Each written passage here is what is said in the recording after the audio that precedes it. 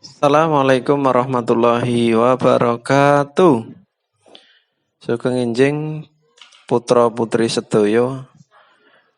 Ana ing pasinaon basa Jawa kelas 5 iki Pak Guru bakal ngaturake materi babagan Raden Arjuna. Raden Arjuna iku satriya panengahe Pandhawa utawa Pandhawa kang nomer 3. Raden Arjuna iku putrane Prabu Pandhu Dewanata. Dene ibune asmane Dewi Kunthi.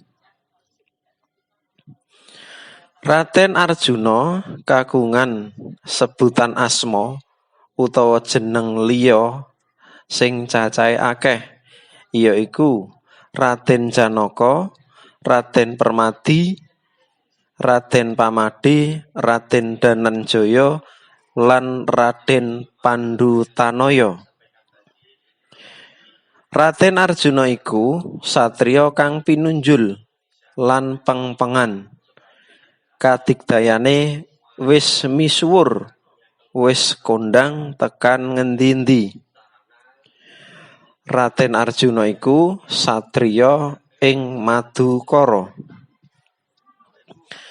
Kadigdayane Raden Arjuna iku amarga saka pusakane kang gegirisi.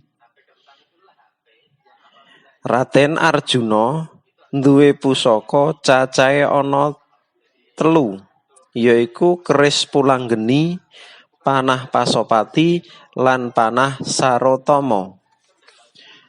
Kabeh pusaka iku ndadekake Raden Arjuna satriya kang pilih tanding.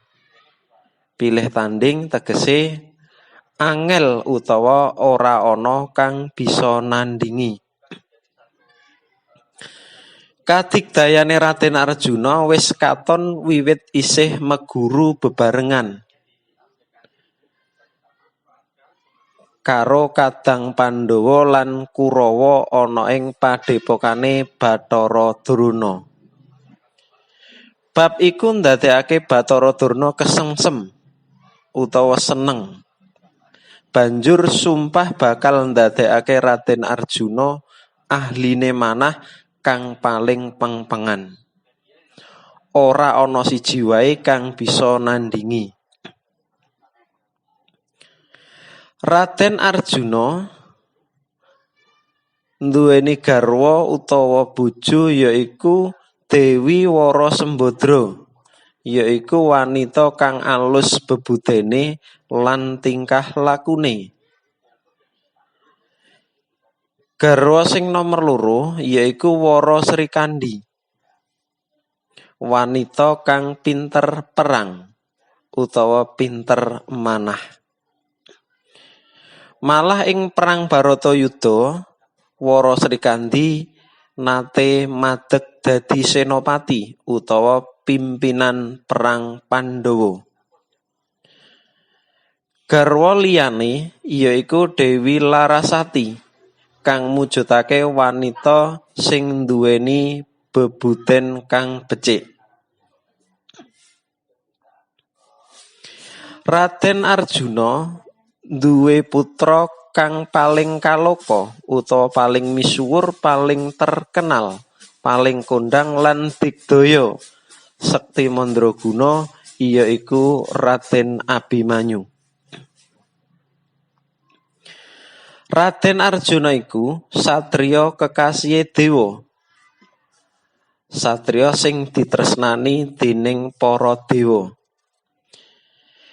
Amarga saka lelabuhane marang para dewa, lelabuhane padha wae pengorbanane utawa jasa-jasane marang para dewa.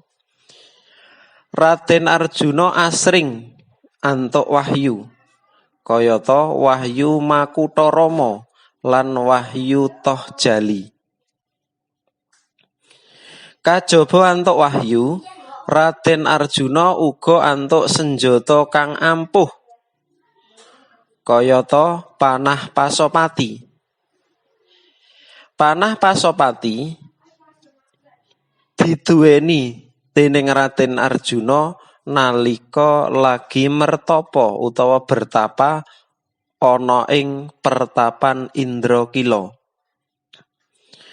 Ana ing perang Baratayuda, Raden Arjuna madeg senopati minangka agul-agule Pandhawa. Wong sing diandalke dening sedulur Pandhawa. Tandange nggegirisi utawa medeni. Akeh kadang Kurawa kang pejah utawa mati dening Raden Arjuna.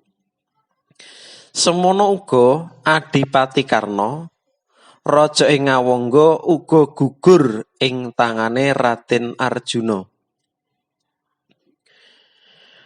Nalika perang tanding karo Adipati Karna, Raden Arjuna numpak kreta Kyai Jaladara kagungane utawa duweke Prabu Kresna. Kang dadi kusire uga yaiku Prabu Kresna. Prabu Kresna iku bisa mangerteni apa kang bakal dumadi, apa kang bakal terjadi. Dene kretane Adipati Karna dikusiri dening Prabu Salya.